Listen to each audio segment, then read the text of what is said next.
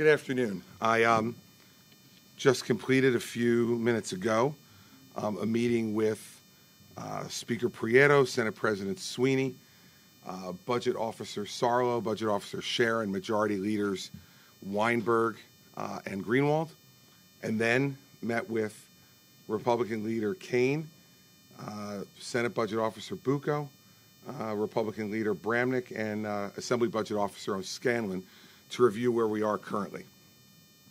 As far as the meeting's concerned, I think there was consensus in the room to move forward with the bills that were passed in the Senate and to get a budget on my desk and get everything resolved.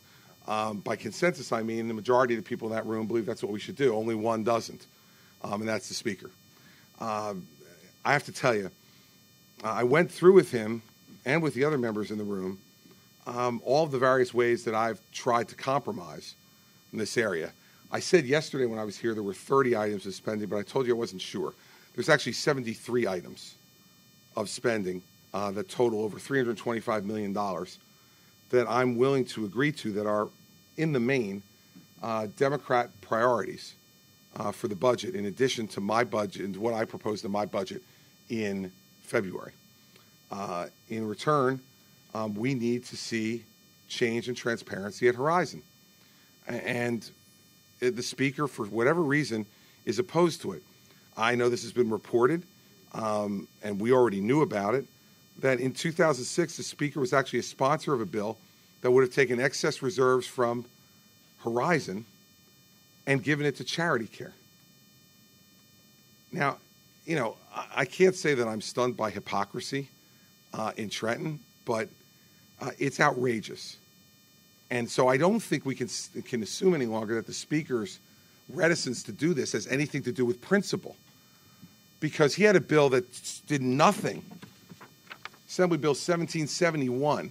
It did nothing on transparency. It did nothing on improving governance. All it does is take excess reserves from Horizon and give it to charity care, to the state government, to pay for charity care.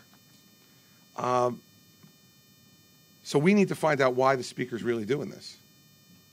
But I can tell you very clearly that what happened in that meeting was that the Speaker refused to discuss Horizon. Not just he wouldn't post it, he refused, not just me, but the other members of his own party in the room to engage in even a substantive conversation about what his concerns were about the bill. Senator Weinberg, any number of times, attempted to engage him on, okay, so what about the bill don't you like? Because maybe we could change it to make it more to your liking. And he said, I will not discuss the bill. So, New Jersey state government, absent something happening in the next 8 hours, is going to shut down. And it will be because of Speaker Prieto. I want to make clear to the people of New Jersey, I'm ready to sign a budget. And quite frankly, I don't care which budget comes to me. I'll deal, as I said yesterday, with whatever budget they send me. I'm ready to sign a budget by midnight tonight. If they send me a budget with Horizon and with the lottery, then these 73 spending items will stay.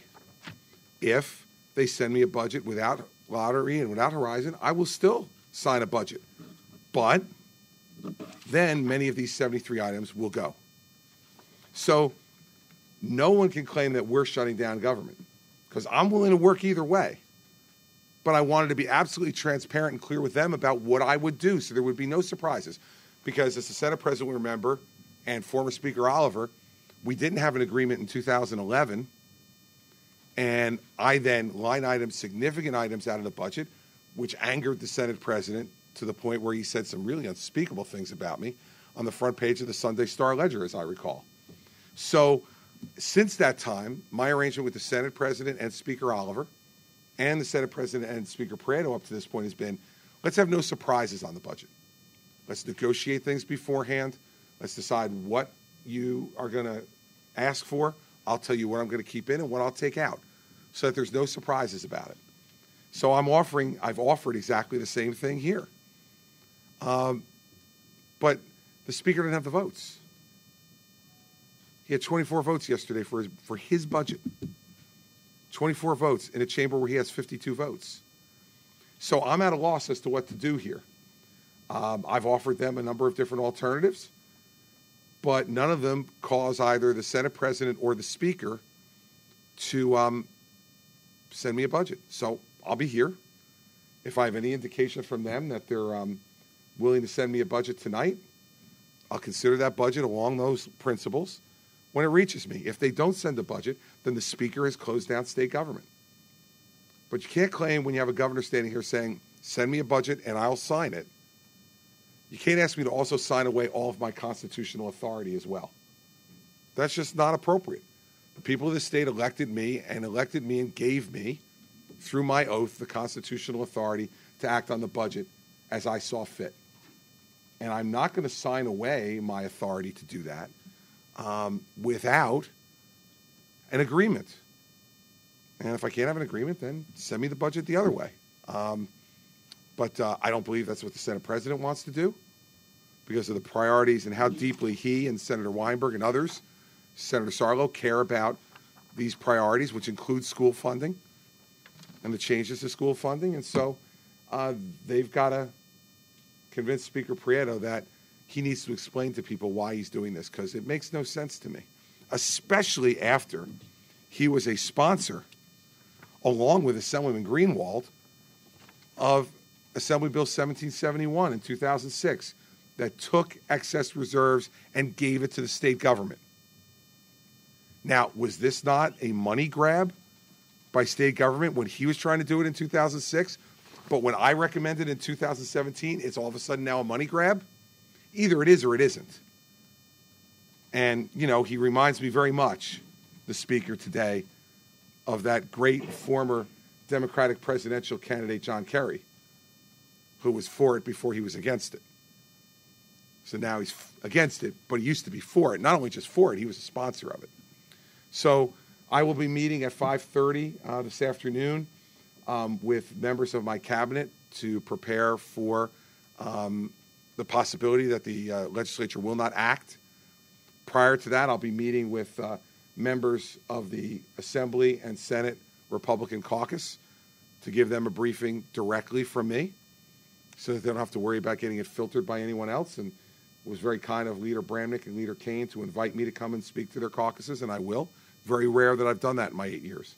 I think it's 2 or 3 other times in 8 years that I've actually been invited down there to speak to them directly and have gone. So I'm going to do that, come back and meet with the cabinet. And then if there's an unusual fit of sanity on the part of the Speaker and they send me a budget tonight, I'll be here to sign it. If they leave tonight, I'll leave when they leave. But I'm not happy about this. This is completely avoidable. This is a fit of complete hypocrisy and arrogance by the Speaker. And I have to tell you, I don't know. We've got to find out what the real reason is as to why he's doing this, because we've now unmasked him as the principal, because this unmasks it. The most offensive thing, according to him, about my proposal on Horizon, which, by the way, is not the Vitale proposal. The Vitale proposal represented a compromise on my part off of what I wanted. He sponsored what he has said is the most offensive part of my original Horizon proposal. So now we know this is not a matter of principle. So if it's not principle, it's politics. And so what is the motivation? He refused to answer that question today. And it was not just put to him by me, it was put to him by other members of his own party. Because no one can understand why he refused to even discuss the substance of the bill. Senator Weinberg, Senator Sarlo, Assemblyman Greenwald were all attempting to get him to say, okay, what about the bill don't you like? That's what we're all around this table for. Let's negotiate about what you don't like about the bill, so maybe we can come to some resolution with the governor on it. He said, I will not have any discussions about the bill until after a budget is passed. So there's nothing left for me to do, guys. I'm waiting for a budget to be passed. He doesn't have the votes to pass a budget. He proved that yesterday 3 times. Opened up the board and then had 2 roll calls after it. A completely embarrassing thing to watch a speaker put up a bill and he can only get 24 votes in his own caucus. So I think they understand this isn't rational either. So I'm not happy about it, but I'm here to execute my constitutional responsibilities. And in doing that, I refuse to give away constitutional authority unless I have a deal in place where we all know what's going to happen. If there's anything that's left to the unknown, then I can't do that. I won't do it, and I can't. But the speaker has to explain to people why he's acting the way he's acting. I mean, to sit up there with the leaders of the legislature and refuse to even have a conversation about the substance of the bill, flat out refused. And every time he said no, put his finger up and said, no, I will not discuss this bill until after the budget's passed. So that's where we are, and we'll see where we go from here. Michael? Governor, aren't there really two guys drawing lines in the sand here? Speaker says that you wanted the lottery bill and Horizon, and he gave you one. And I gave him 73 things, Michael. 73. They requested 73. I gave them 73. So you really want to play the numbers game? He went. That's one bill. No, excuse me, Michael. It's not, because if I can line item it, it's more than one, isn't it? Each one of these things is an individual spending item which is subject to the line item veto. So none of them are sacrosanct. None of them are their own thing, because the governor gets to decide whether they go in or not. You know that. No, there's not two guys. Because if he could send me the budget without Horizon and the lottery, I would act on it. I'm not saying I would veto the budget bill. If he sent it to me, I'd act on it. So no, I'm not drawing any line in the sand. I'm saying what I will do. They just don't like what I do. So they want to have their cake and eat it too. If they sent me a budget tonight without Horizon, then I'll act in one particular way. If they send me a budget with Horizon, then I'll act in a different way. That's not drawing a line in the sand. That's giving them a choice. They don't like the choice. But I'm not drawing a line in the sand. I will execute a budget tonight if they send it to me. Is it really worth inconveniencing the state of New Jersey? Ask them that. To be able to hold a political position? It's not a political position, Michael. Send me a budget. They have an obligation. I can't, Michael, you want me to wave a magic wand and get a budget? I can't get a budget to my desk. Only the Senate and the Assembly can get a budget to my desk. So I can't do anything other than be here. And if I were saying to you, I can understand the premise of your question being valid if what you were saying to me was, if I said, unless I get Horizon, I'm not signing the budget. Well, that's a whole different thing. Then that's drawing a line in the sand, saying, send me Horizon or I'm going to veto the entire budget. That's drawing a line in the sand. This is saying you have two choices, both of which will result in no government shutdown. Different budgets, but no government shutdown. I'm giving them two options for no government shutdown. They're giving me none. Well, come on. I know you find this hard to believe, Michael, but you're looking at Mr. Reasonable. You're looking at him right in the eye. You're looking at Mr. Reasonable. I'm giving them two choices, both of which do not close the government. They don't want either one of them. What the hell do you want me to do? Governor, Yeah, Brian. did the speaker have any reaction when you showed him that bill that he sponsored 11 years ago? He said, I don't know what you're talking about. Governor, Is there a possible third option where another issue gets brought into the discussion, the issue of sick pay that was in your toolkit? Is it possible that you would accept something else meaningful? The speaker hasn't proven he could get 41 votes for anything. So I don't know how he could offer me anything that I'd be willing to take. He can't get 41 votes for his own budget. He couldn't get 41 votes for his Atlantic City bill. I mean, we have a history here, John. So, I called a meeting to listen and to talk with them. He refused. I mean, let's be clear about this, okay? Everyone in the room wanted him to talk about the substance of the Horizon bill, which, let us remember, is not theoretical. It passed the Senate. It passed the Senate. He won't even talk about it. So is there a third possibility? John, who knows? Who knows? But let me tell you this. If they offer me anything else, they better come with 41 signatures of Democratic Assembly members and 21 signatures of Democratic senators who will publicly say they will vote for a bill. Because I ain't buying a pig in a poke. David? Governor, you say they can send you a budget without Horizon or the lottery. No, without Horizon. without Horizon, the lottery is already built into the budget. It's built into the budget, so. So without Horizon, and you'll sign it, but you'll line item veto the 73 things.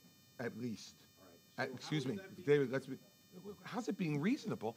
David, you're talking about whether to shut down the government or not. They have no right to these 73 things. You know how they, oh, by the way, excuse me, you know how they have a right to them? I line item veto them, and then they override the line item veto. Then they'll get them in the budget. Get 27 and 54 votes, you could override it.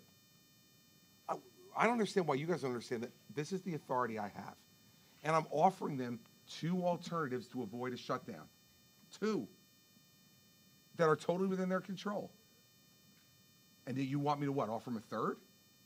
Here, let me give you half of what you want. I'll get not what I want, and we'll avoid a shutdown. No, that's not the way it works, David. They can have the budget either way they want it. But they can have the $34.7 billion budget, then give me Horizon. If they don't, they'll have a budget, and state government operations will continue, and no one will be inconvenienced. But it will be a lower, more Republican budget. This is a more Democrat budget.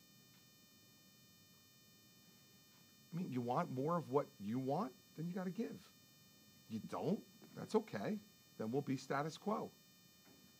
So it's not unreasonable. Matt? Governor, yesterday you said you heard some things and you didn't know if they were true about why Prado was holding this up. Today you're saying we need to find out why he's holding Horizon up. So could you give us an indication of these things you heard? I don't want to, Matt, because I've not been able to independently verify them.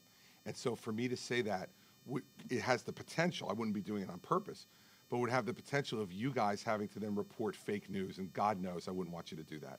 I don't want any of your jobs to be at risk for having, reported fake news that I wind up giving you. So I can't, Matt, I'm sorry. I'm sure you've heard the very same things I've heard, but until I can independently verify them, I can't. It's irresponsible of me to stand behind this podium and do that. I have a sense of what's appropriate to do as governor and what's inappropriate. And if I haven't been able to independently verify something, it's not appropriate for me to say it. I have my suspicions, and I'm sure you have yours, but I can't verify it. Matthew? Governor, so it sounds like the speaker is now caucusing with folks and trying to see if he can get those 41 votes that you're talking about for any of these other items. Was it discussed in the back room what? It wasn't in the back. It was in my conference room, Matt. Was it discussed in the conference room? Yes. A sort of list of things that you would substitute Horizon? No, absolutely not. I refuse to tell them that. I said, you come to me with, I said, my offer's on the table. You don't like my offer? Counter it. I'm always willing to listen. That's why I called them over here. Not saying that there's nothing possible that could be done. That would make me be drawing a line in the sand and say it's Horizon or nothing. I've never said that. But I'm not going to give them imagine, Matt, me giving them a wish list of things. What I said to the speaker was, my unfulfilled public priorities are in the record. Go back and look at any one of my State of the State speeches or budget speeches, figure out which ones you passed and which ones you didn't. There's an open list there, then come back to me and offer me one of those. Maybe it'll be important enough to me to say, you know what, on balance, the public would do just as well with this as they would do with the Horizon changes, so it's appropriate to do. Maybe I'd say it's not important enough. But I'm not going to go out and start making offers, because then once I do, then they become my offers. These are not my offers. My offer is right here. 73 of these spending items for $325 million, and you pass a very needed and necessary transparency bill for Horizon, and then we're done.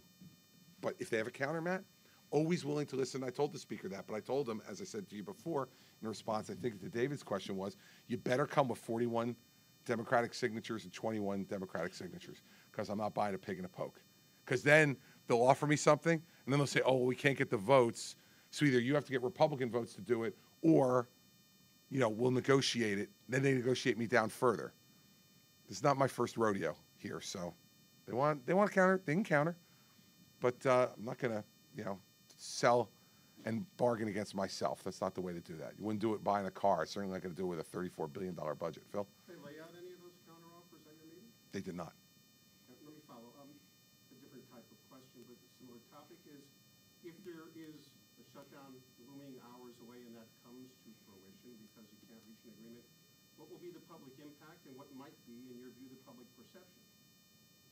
Well, the public impact will be, it's a weekend, so that's helpful in some respects, because it won't necessarily directly affect all state employees, because they're home on the weekends anyway.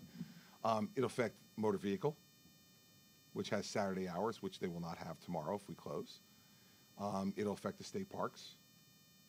And I'm going to get together with the rest of the cabinet afterwards to see exactly what other items it will affect. You know, essential services remain open. So, Department of Corrections, the state police. Years ago, after the last shutdown, they made Casino Control Commission an essential service. So, the casinos won't close. But I'll go through the list of all that. That's why we're gathering the cabinet together at 5:30 for them from the essential type departments: health, human services, DEP, you know, and have them review with me what things will be affected. But off the bat, so you can count on MVC being closed tomorrow and state parks being closed. And the second part of my question was, what do you think the public perception of the shutdown will be? I don't really know. I would assume that it's been pretty widely reported accurately by all of you yesterday that the speaker was the one, you know, digging his heels in. But quite frankly, you know, I'm out here answering questions and telling people that, and if it's accurately reported, they'll know that the governor has given them a pathway to avoid a government shutdown by giving them two different alternatives. And I've told them I will sign a budget tonight. I mean, if they choose not to send me one, Phil, then I don't know who the public will blame. But, you know, let's remember something else. They're the ones up for election in November, not me. So public perception matters to some people more than it matters to others. What I care about is fulfilling my public responsibility, which is to make sure that I get everything I possibly can for the public while I'm governor. And for all the people, and by the way, I love they use this 3.8 million, I guess, subscribers that they have at Horizon. Remember something. For about 1.5 million of those subscribers, they have absolutely no risk. No risk. They have no risk for state employees. It's a self-funded plan. So they have no risk. They're merely an administrator. They get paid a profit for administrating, and they have no risk. So their reserves have nothing to do with state employees and state retirees. And New Jersey Family Care, all the Medicaid people, no risk, because that is fully funded by the state and federal government. There is no risk to Horizon. So when you take those people out, you're down to about 2.2 million members in New Jersey that they have 2.4 billion in reserves on for 2.2 million people. You think it's overkill? Come on. Sal, you haven't had one yet? Senate President Sweeney said yesterday, in a moment of candor, I guess, that even if you sign the Horizon bill, Democrats could just repeal it in February when Phil Murphy wins the governorship. Would that satisfy you that he said that and that this could be in the offing? Sal, there'll be a whole catalog of things that if there's a Democratic governor that they'll say they're going to repeal. That's their right to do when they get the governorship. I repealed a bunch of things that John Corzine did. I have 8 years to do what I need to do. I cannot be a guarantor or a complainer, except as a taxpayer, about anything that happens thereafter. So I can't worry about that. You know, new governor comes in, he's going to have to convince the legislature to pass bills, and he's going to have to decide what his priorities are, and it looks really easy when you're not here. I'm going to do this, I'm going to do that. It's a little more complicated than that. But as far as my emotion, I don't care. I can't care. As a bait and switch? No, I see it as a change in government if that's what happens. And that means that, you know, you could say the estate tax was a bait and switch. You could say the sales tax cut was a bait and switch. All you can do is what you can do while you have the authority to do it. And then when someone else has the authority, well, then so be it. If that's what happens, that's what the people will decide. And so that's the way democracy works. So I can't say I'm concerned about that at all. I mean, I don't think some of those things would be good for the state and its people. And as a taxpayer, I wouldn't be happy about it. But as a former governor, that's the way it goes. You know? And listen, you know, what it sounds like from what I read today is Lieutenant Governor Guadagno would repeal the Horizon bill too, from what she had to say. So, you know, everybody has an opinion when you're a candidate. Real different when you return from a candidate to a governor. Michael. If there's no agreement tonight, are you calling the legislature in this meeting? I'll make that decision later tonight. But I think you can anticipate that I won't be working alone. bank on that. My weekend's going to be ruined, and the people of New Jersey's weekend is going to be impacted. You can be bet for sure that I'm not going to let 120 other people have the weekend off. Andrew? Just given the speaker's apparent unwillingness to even discuss Horizon, are you considering at some point talking to the Senate President saying, look, just give me a budget and forget Horizon? First of all, even if I told the Senate President that, the Senate President, as I've been told by him, and he said publicly, wants the school funding changes, thinks that they are vital to him and to his constituency. So even if I told Steve, hey, screw it, I was only kidding, you know, he'd say to me, well, are you going to keep the school funding? And I go, no. So I don't think it would matter, Andrew, to tell you the truth. I won't do it because that's not the way you negotiate and bargain. But even to entertain your question, I absolutely believe it wouldn't matter because Steve has told me any number of times that the school funding is his #1 priority. So, Charlie? Is your willingness to consider a counteroffer shaped by the reality that to get the Horizon bill posted in committee and gone through and begin the whole process in the Assembly will take about 60 votes to get it there? And Well, that's a very steep. it would be the same for anything else, Charlie. Right, It would be but the, there's an agreement they can get to 60, more than likely. well, we could be in agreement on Horizon too. I mean, no, my willingness to entertain a counteroffer is because I'm a reasonable person, or as I refer to myself to Michael, Mr. Reasonable. And I probably should have said Governor Reasonable, but you know, I'll be Mr. again pretty soon, so maybe I'm just warming myself up for Mr. But no, Charlie, but if I came out here and I said I am unwilling to consider any counteroffers, then you'd write, you know, stubborn bastard. He won't, you know. You definitely would. You know, he won't even entertain a counteroffer. So, you know, I know there's no winning with you at all, but my counteroffer willingness is because I'm reasonable. I called people together to have a conversation. I don't think everybody in that room, other than the speaker, was willing to talk. And the speaker was unwilling to talk. And which is kind of funny because remember he was complaining all day yesterday that he hadn't talked to me. One thing I forgot to ask him was who the secret emissary was, who he said to me, who couldn't find me. I mean, seriously, like, you know that was baloney, right? You guys all know that was absolutely made up. I mean, I was sitting upstairs all day. I was so bored yesterday, I was watching the legislature on my computer. That's how bored I was, okay? You think if some secret emissary, and by the way, he still hasn't identified who the emissary was. Like, if I were you guys, I'd be asking him, like, so who was this emissary? And why wasn't an emissary able to find the office? Like, if you just walk down the street, there's a sign, you know, as big as all get out that says Office of the Governor outside this building. Or maybe if the emissary went to the old one and he saw it was dark with no furniture in it, maybe he would have figured we probably weren't there. But all day yesterday, all I heard was the speaker showing you guys text messages and regaling you with tales of how we hadn't spoken. So then I invite him here today to speak, and he refuses to talk. I find that richly ironic, you know? All he wanted to say was, I will not discuss Horizon. Like, well, what the hell are we here to talk about then? I will not discuss Horizon. Must have wagged that finger at Senator Weinberg like 5 or 6 times. And if there's anybody who wags a finger at Senator Weinberg more than me in any particular meeting, that's pretty good. So, Claude? Under normal circumstances, you usually say you don't like to comment on how the rival party takes its leaders, but these aren't normal circumstances, so I'll ask and throw it out there. Sure. Do you think the Democrats would be better served by a change in leadership with a different speaker? I have no idea. David? On the shutdown, Governor, does the state law prescribe how this process goes, or is it left? That's left to the governor. It's left to the chief executive to define, you know, some things are defined statutorily as essential services, and so those do not close. But the rest that are not defined in the statute as essential can be considered non-essential. Now, the governor could decide, no, I'm not going